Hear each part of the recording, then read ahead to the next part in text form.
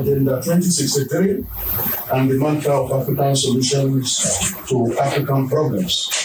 We are all familiar with Africa, a continent that is very blessed, well resourced, but is the poorest in the world, and a continent where election is now a peace and security issue.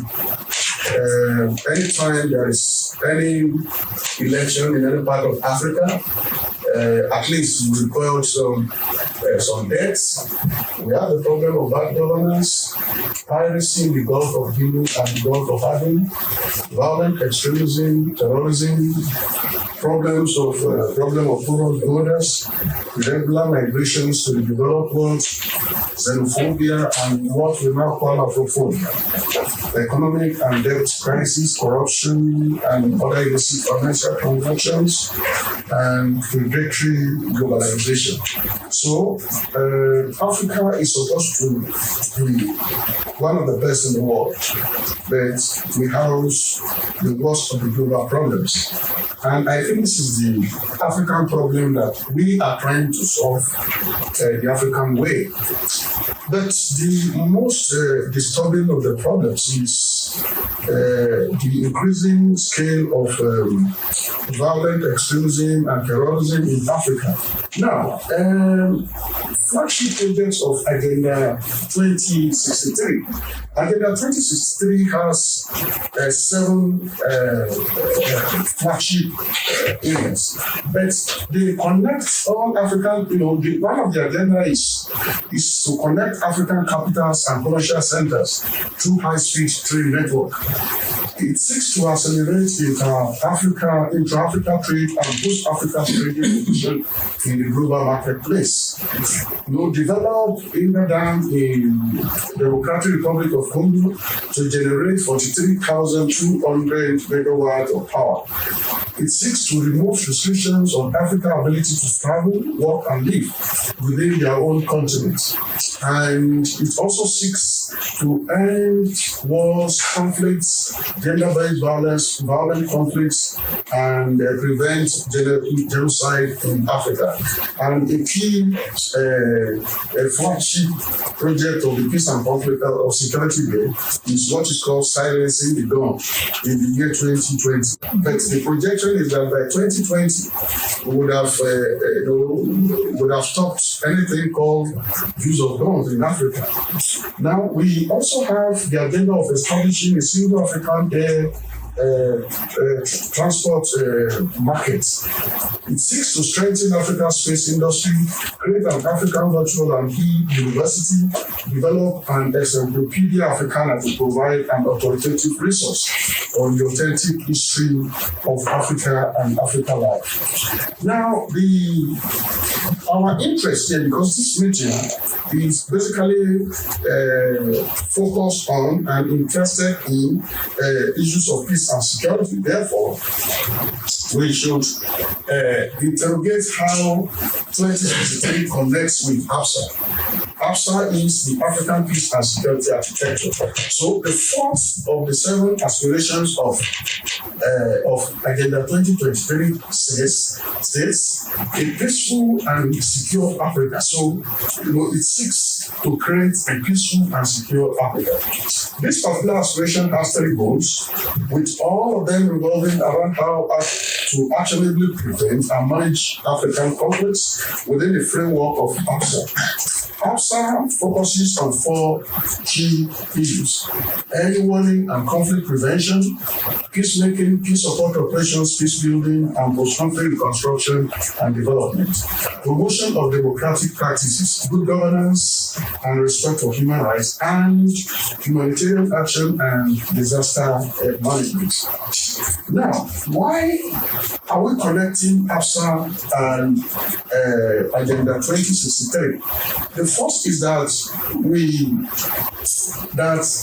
the wars in Africa, the armed conflicts in Africa, destroy the existing infrastructure of development on the continent.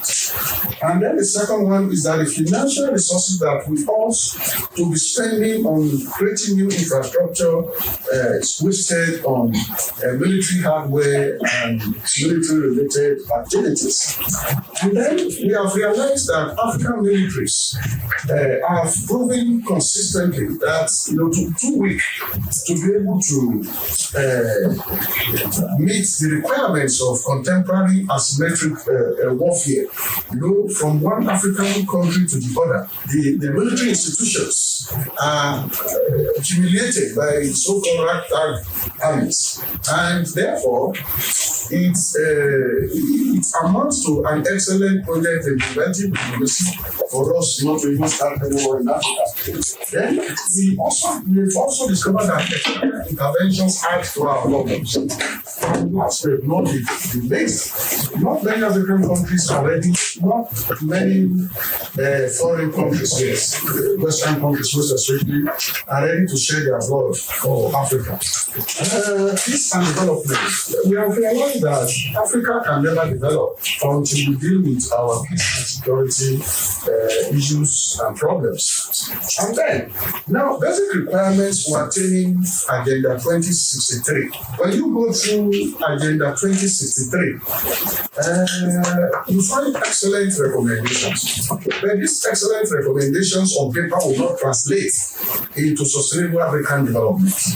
You need human beings to read, you need structures, and I discovered from our own good review of excellent literature that Africa lacks altruistic leadership to be able to realize the dreams of 2063, because the documents themselves will not develop Africa.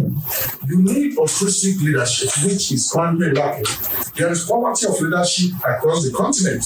I am highly well traveled across the continent, working on different projects. And as I move from one African country to the other, the basic problem you face is that of poverty of leadership. There's no leadership anymore. And then you need knowledge to be able to realize the objectives of 2063. African leaders run away from educated people.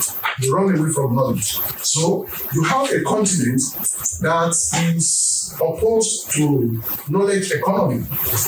It is impossible for you to realize the expectations of 2063 without knowledge. So African leaders have too little or no respect for knowledge.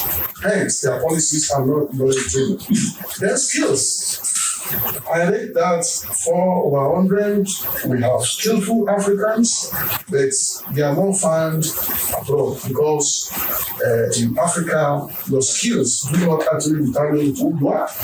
And then technology. The technology for 2063 to me is 10 over 100. The passion is not actually there. The passion to develop the continent is not there. Because when you sit down with the typical African president, it takes more about his ethnic group, it takes more about the religion than actually telling you where he's taking his country. And with that passion, to me, I think we're wasting our time with 2063, because we must allow researchers to tell us what is happening in the field. And from basic research, you now have applied research, and then you begin to solve problems. But if you want to solve problems without research, without knowledge, you are wasting your time. That is a tragedy that confronts us as a people. Now, you also need partnership. To me, I don't actually think it's possible for any part of the world to say it has all it takes to develop herself. Not even Europe, not even America. You need some people from outside, you need partnership.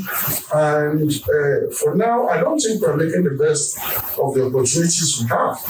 There is travel for Africa. Everybody is coming to Africa because we have a young population, we have mineral resources, we have whatever. But my conclusion, from attending some of these meetings is to say that, yes, the rest of the world is well familiar with what it's looking for in Africa, but African leaders don't know what they are looking for when they are attending all those meetings where the entire continent is reduced to a country. So you have UK Africa Summit, you have a UK France Summit, you have UK China Summit, as if the entire continent is a country.